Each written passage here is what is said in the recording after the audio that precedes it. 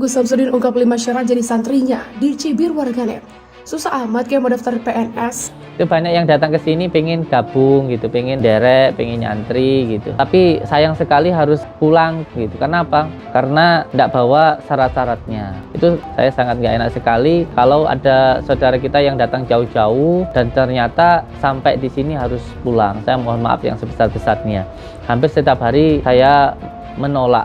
Sebenarnya saya nggak ingin menolak, tetapi dari pengurus sendiri tidak bisa menerima, dan saya tentu tidak bisa menerima kalau pengurus pun tidak bisa menerima. Beberapa hal yang tidak bisa diterima ialah karena syaratnya tidak komplit. Ya, sebagian dulu sempat saya menemukan satu botol cairan yang intinya cairan itu kalau kita taruh di telapak tangan ini kita gosokkan ini keluar asap. Itu ada, saya pernah menemukan. Entah siapa yang membuang saya nggak tahu, yang jelas saya menemukan. Terus saya praktekkan di situ, saya taruh di tangan, saya gosok, saya tunjukkan sama beberapa santri, 2 atau 3 santri hari itu saya tunjukkan, kok keluar asap, ini apa? Nah, saya tanda tanya, saya masih bodoh hari itu, ini apa gitu loh. Nah, di situ. Kalau dia mengatakan hal itu hanya sekedar untuk konten dan hiburan, mungkin ya nggak dipermasalahkan juga. Yang itu untuk hiburan, tapi masalahnya kalau itu diklaim sebagai karomah, sebagai ilmu laduni atau yang semisalnya, ini yang masalah. Makanya ya saya dukung Mas Marcel dengan gerakannya kemarin, Masya Allah. Sebenarnya itu juga wujud kepedulian beliau terhadap masyarakat, juga untuk Gus Samsudin itu sendiri, untuk berhenti melakukan tindakan konyol seperti itu. Jadi untuk menjadi seorang tokoh atau orang yang dianggap sakti, mandraguna atau paranormal dan lain sebagainya sejenis itu perlu pembentukan karakter seperti ini untuk meyakinkan masyarakat bahwa orang ini memang benar-benar memiliki ya karunia seperti itu. Pembentukan karakter lah. Ya, kalau kita ingin membentuk karakter, bentuklah karakter yang bijaksana. Bentuklah karakter yang apa adanya. Karena di setiap videonya itu banyak sekali atraksi atau adegan yang butuh pembuktian, bukan hanya satu bidang, ya.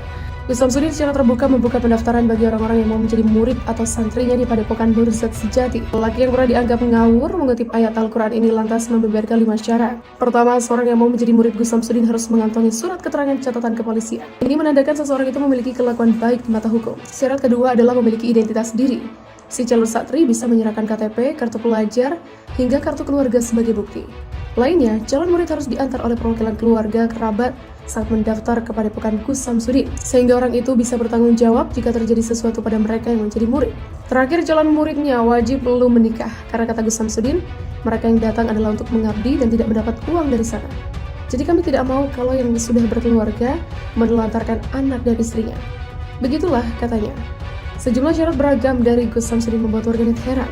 Mengapa untuk menjadi santri saja hal-hal yang dipenuhi seperti mau melamar pekerjaan? Situ mau ngurus kawin, mau ngelamar kerja atau apa sih?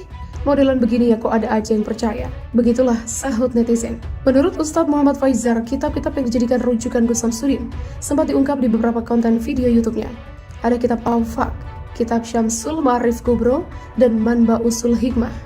Dalam kesempatan itu, Ustadz Muhammad Faizar mencoba membedah satu persatu kitab yang dijadikan rujukan Gus Samsudin. Kali ini saya akan memperkenalkan kepada teman-teman sekalian kitab Manba Usul Hikmah, tutur Ustadz Muhammad Faizar.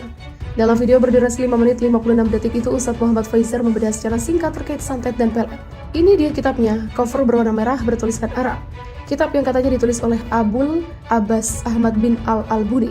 Ahmad bin Ali Al-Buni, meninggal 622 Hijriah, Sohibul Samsul Ma'arif Al-Kubro, yang juga adalah beliau penulis kitab Syamsul Ma'arif Al-Kubro. Begitulah kata Ustadz Muhammad Faizar. Selanjutnya dalam video itu, Ustadz Muhammad Faizar membuka kitab Manba Usul Hikmah, salah satu kitab yang dijadikan rujukan Gus Samsudin. Inilah isinya, kalau antum mau pada tahu ya, banyak sekali dituliskan wafak di dalamnya. Begitulah beber Ustadz Muhammad Faizar. Lantas, Ustadz Faizar sempat menyebutkan dalam kitab itu ada simbol-simbol seperti Naruto Uzumaki. Nah ini seperti simbol Uzumaki. Ternyata kalau kita perhatikan secara seksama, ini huruf kaf, teman-teman. Untuk apa? Mari kita lihat. Barang siapa yang kepengen membuat orang sehat menjadi kesurupan, atau terkena epilepsi, atau terkena sebuah musibah, maka hendaklah dia menulis di tengah-tengah telapak tangannya huruf kaf seperti ini. Begitulah ungkapnya. Muhammad Faizar menerjemahkan tulisan Arab pada kitab ini. Meski video itu singkat, namun Ustadz Muhammad Faizar membedah secara detail cara-cara membuat gangguan kepada orang lain melalui santet. Di antara kekhusyuannya adalah untuk mengganggu tidurnya seseorang. Kalau kamu kepengen melakukan hal itu, yakni membuat orang tidak bisa tidur, maka hendaklah kamu menuliskan khodam ini. Begitulah Ustadz Muhammad Faizar menerjemahkan tulisan Arab kitab itu. Khodam itu, kata Muhammad Faizar, berbentuk cincin lingkaran di suatu kertas. Kemudian di sekitar nama orang yang ingin disihir. Nah, ini kan disebut namanya Fulan, maka nama itu ditulis tengah-tengahnya, di tengah-tengah khodam ini. Begitulah tutupnya.